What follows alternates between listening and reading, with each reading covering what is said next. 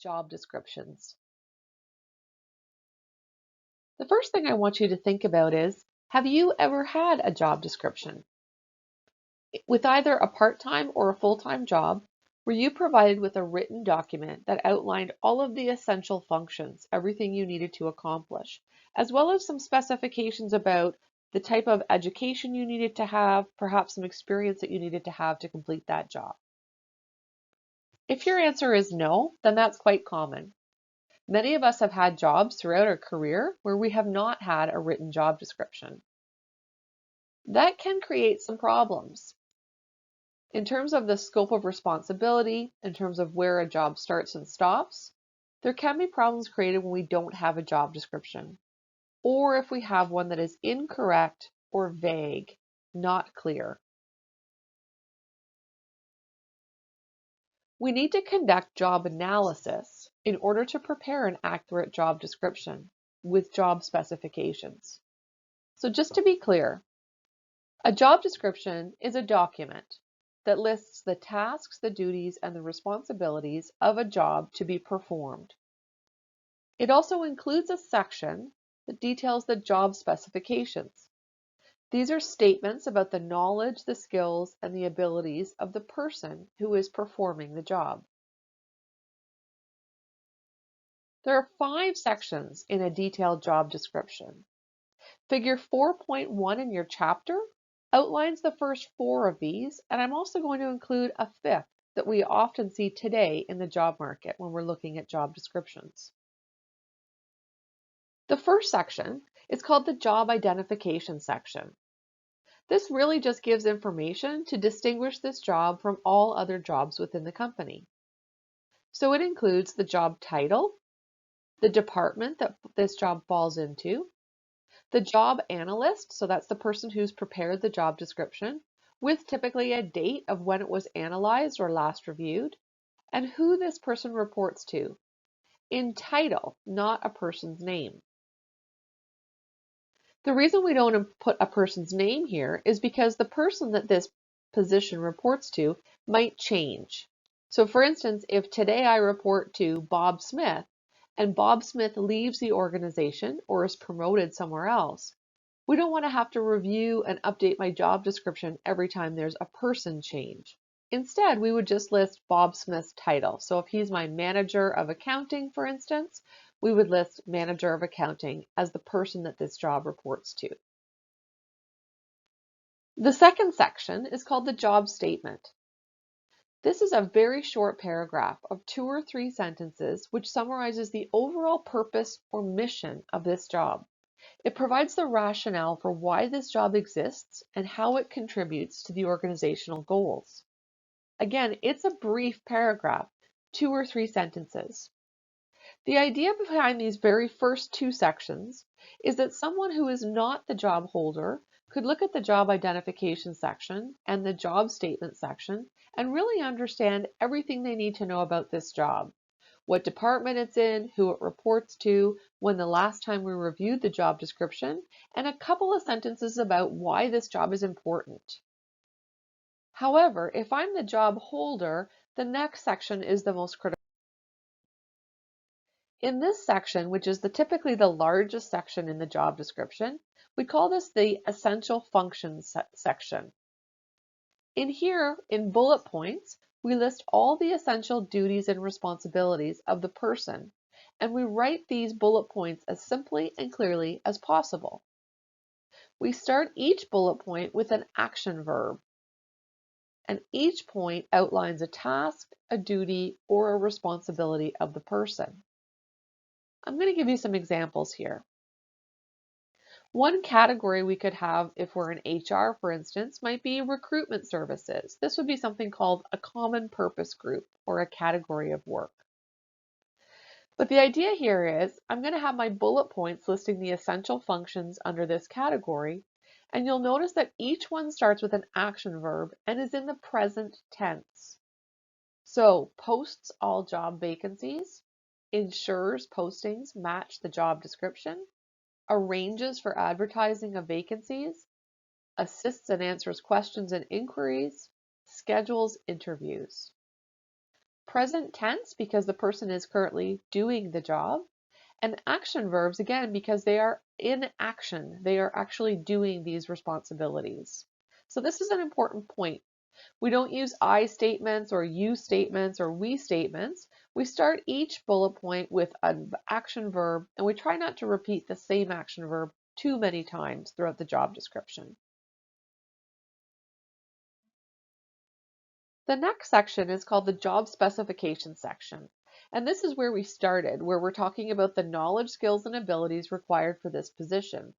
We might also outline educational requirements or very specific training or certifications that the person doing this job needs to have in order to do the job successfully.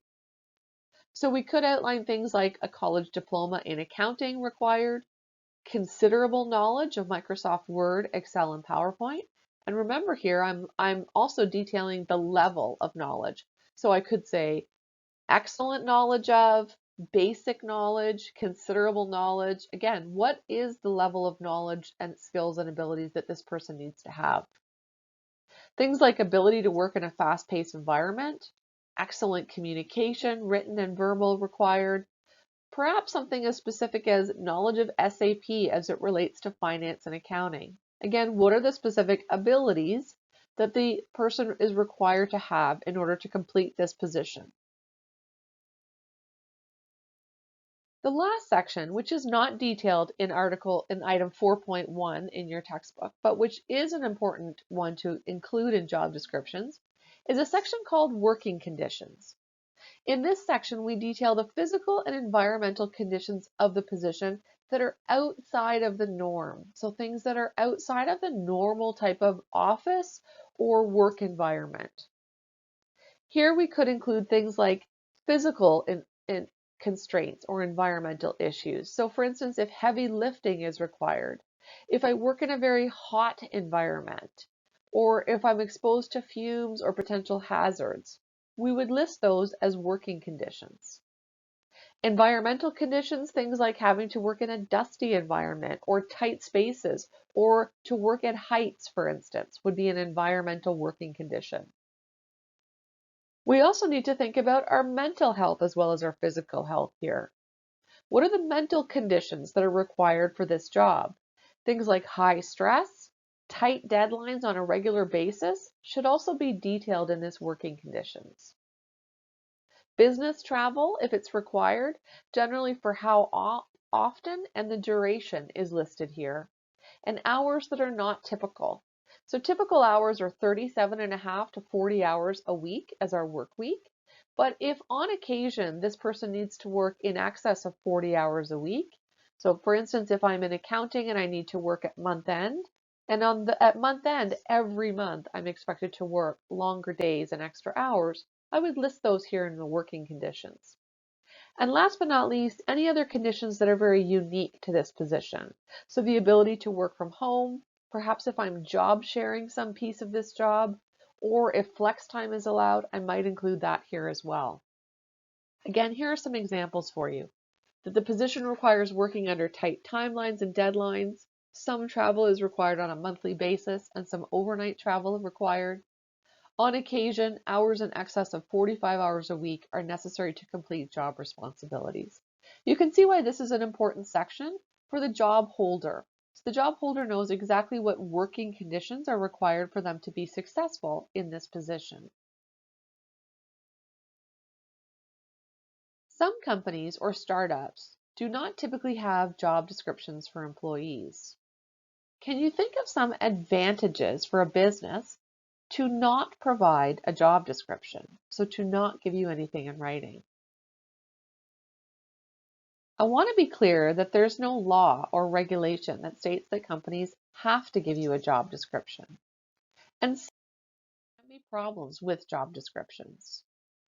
For instance, if they are poorly written or vague and not specific, they can provide little guidance to the job holder. So for us doing the job. The second problem can be in a rapidly changing work environment, they may not reflect changing job duties and responsibilities. They may violate the law by containing specifications or specifics that are not related to job success, so we need to review them often. And they can limit the scope of activities of the job holder, which sometimes organizations say by providing us with job descriptions, they could reduce our organizational flexibility. But I'd say the biggest problem with job descriptions, which many of these really include, is that they take time and effort to complete and keep up to date. Within HR, reviewing job descriptions can take weeks, if not months, to do every year, depending on the size of an organization. And again, they need to be up to date because we don't want to embed anything in a job description that may require change. So we have to make sure that once they're done, they're reviewed at least on an annual basis. Typically, we try to tie this in with performance evaluation, a review of job descriptions, and do any updates at that point in time. I'm going to introduce something to you called the National Occupational Classification, or the NOC, and the Job Bank of Canada.